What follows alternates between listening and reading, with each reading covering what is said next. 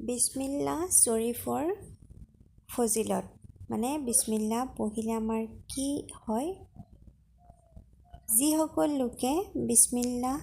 পঢ়ি কাম আৰম্ভ কৰে আল্লাহে তেওঁলোকৰ পৰা শয়তান আঁতৰাই ৰাখে আৰু ফৰিস্তাসকলে তেওঁলোকৰ বাবে 1000টা নেকি লিখে আৰু যিবিলাক কাম বিসমিল্লাৰ দ্বাৰা আৰম্ভ নকৰে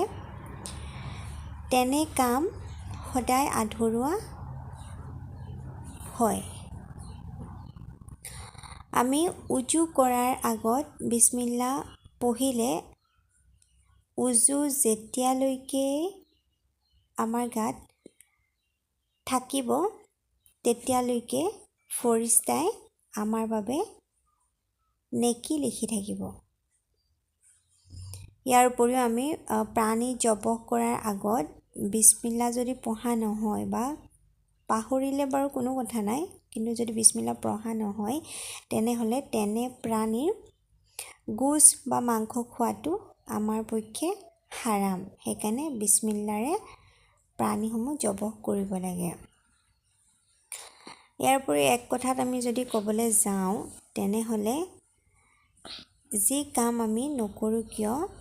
বা যেনেকুৱাই ধৰণৰ আমাৰ কাম নহওক সদায় আমি সেই কামৰ আগত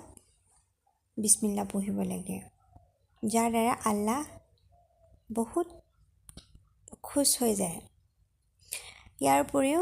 বিসমিল্লাহিৰ ৰহমানিৰ ৰহিম আমি যে কওঁ তাৰ অৰ্থ হৈছে আল্লাহৰ আমি নাম লৈ মানে আল্লাহক আমি প্ৰথম প্ৰাধান্য দি আমি কিবা এটা কাম আৰম্ভ কৰা সেইটো অৰ্থ বুজায় যদি আমি আসৰ নামাজৰ পাছত জাই নামাজত বহি মাগৰিবৰ নামাজলৈকে মানে মাগৰিবৰ যেতিয়া আজান দিব সেই সময়লৈকে যদি